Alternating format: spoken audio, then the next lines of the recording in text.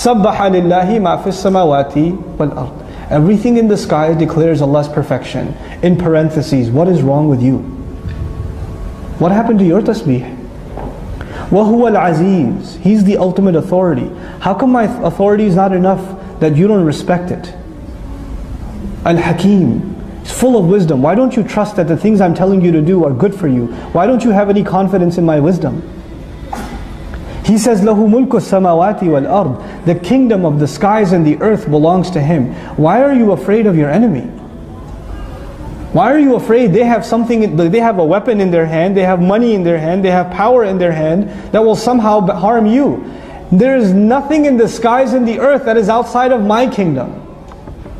All of the battle between truth and falsehood is happening inside Allah's kingdom and inside my kingdom. What do you have to fear someone else for? Why are you afraid of anyone else? لَهُ مُلْكُ السَّمَاوَاتِ وَالْأَرْضِ. Are you afraid of dying? He says, يُحْيِي وَيُمِيتُ. He gives life, He gives death. Why are you worried about life and death?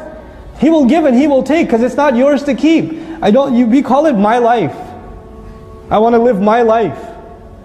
Who says it's yours? Where'd you get mine from? People say my hand hurts. Is your hand? How much you pay for it? Where'd you get it from? Amazon? Where'd you get your hand from? My life, my hand, my car, my house. What's mine? He gives life. He gives death. He's given you this opportunity and He will take this opportunity. وَهُوَ عَلَى كُلِّ شَيْءٍ قَدِيرٍ. And no. He wouldn't do that. No, He can do anything. He's in control of all things. وَهُوَ عَلَى كُلِّ شَيْءٍ قَدِيرٍ. هُوَ الْأَوَّلُ وَالْآخِرُ. He's the first and the last. And this has many interpretations, but at the personal level, the first priority, the first thought in your day should be what? Allah. The last thing you leave this world with, the last thing you do before you go to sleep, you think about your master. What did I do for you, my master, today? Me, this insignificant creature, what did I do today for you?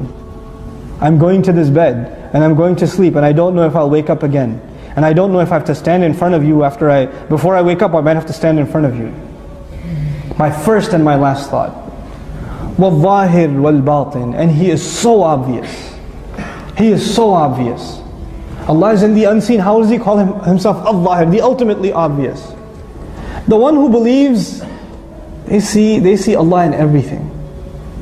They see Allah in the sunshine, Allah's work. They see Allah in His work.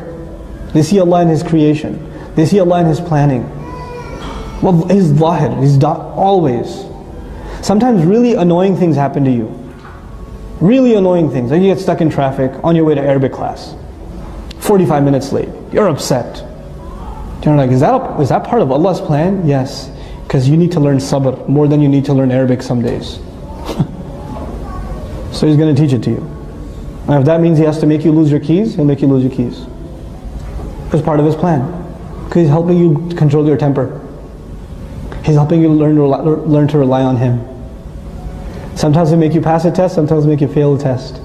So you learn to understand where success and failure comes from. And He's ultimately hidden. You'll think everything is happening around you. You don't see Allah. He's the ultimately hidden. He's the universe's best kept secret. Allah Azza wa Jal. And at the same time His work is the most obvious, makes Him the most obvious. وَهُوَ بِكُلِّ شَيْءٍ عَلِيمٍ. And He knows all things. There's nothing. Just because you don't see Allah doesn't mean He doesn't know what's going on. وَهُوَ بِكُلِّ شَيْءٍ عَلِيمٍ. هُوَ الَّذِي خَلَقَ السَّمَاوَاتِ وَالْأَرْضِ فِي سِتَّةِ أَيَّامٍ ثُمَّ اسْتَوَى عَلَى الْعَرْشِ. He created the skies and the earth in 6 days, and the display of His power. Then He rose upon Al-Arsh, the throne. The Arsh is described in Arabic literature for the throne of a king. When Allah describes that He's on the throne, that makes Him the king, that makes us His subjects. It's supposed to, the more you describe the greatness of Allah, the more it should insert in me humility. It should instill humility inside me. Al-Arsh, يَعْلَمُ مَا يَلِجُ فِي الْأَرْضِ. And His Arsh is where? Up, so high, above 7 heavens. Above 7 heavens. And in the very next ayah He says He knows what goes into the earth. Very next kalam. That's the lowest you can be, al-ard. This is why this world is called al-hayatud dunya, the lowest life. He from His highest throne knows what is going into the lowest place, the earth. وَمَا يَخْرُجُ مِنْهَا, and what comes out of it. وَمَا يَنْزِلُ مِنَ السَّمَاءِ, and what comes down from the sky He knows. وَمَا يَعْرُجُ فِيهَا, and what rises up to the sky He knows. وَهُوَ مَعَكُمْ أَيْنَمَا كُنْتُمْ, He is with you. هُوَ مَعَكُمْ, He is with you. أَيْنَمَا كُنْتُمْ, wherever you may find yourselves. Wherever you may be, you are not alone. He's with you. هُوَ مَعَكُمْ أَيْنَمَا كُنْتُمْ, His ma'iyah, His company is there. He's watching. He's protecting. He's observing. He's testing constantly. I'm never alone. I'm not alone in a hotel room. I'm not alone on campus. I'm not alone in the car. I'm not alone. We're never alone. You know? These people that want to look for alien life in the universe, are we alone in the universe? We have the answer. We're not alone. We're never alone. We were never alone. And actually we ourselves are aliens. We were sent on this earth. We're not from this earth. So if you're looking for alien life, look at each other.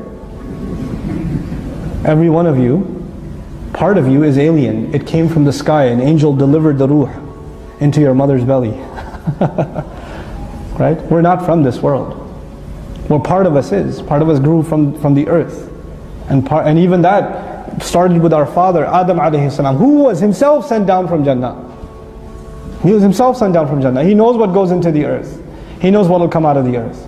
He knows what comes from the sky and what goes up into the sky. He's with you. هُوَ مَعَكُمْ أَيْنَمَا كُنْتُمْ. Wallahi, if we just understood this one ayah, it's not even a whole ayah, it's a part of an ayah. هُوَ مَعَكُمْ أَيْنَمَا كُنْتُمْ. He is with you wherever you are. The way I speak would change. The websites I browse would change. The phone numbers I dial would change. Man, everything would change. Everything about me would change. Do people act differently when their boss is in the room? Do people act differently when they see a police car on the highway on the side? They do, don't they? Do people act differently when they know there's a camera on the street light or the stop sign? They do, don't they? Automatic taqwa? Automatic ihsan. You recognize the presence of a higher power and it changes your behavior. If we internalized huwa ma'akum aynama kuntum, there would necessarily be a change in my behavior. There would be. And if it's not happening, maybe I don't really understand what this means yet. Maybe it's all up in my head, it hasn't entered my heart what it means. He's with you wherever you are. هُوَ مَعَكُمْ أَيْنَمَا كُنْتُمْ.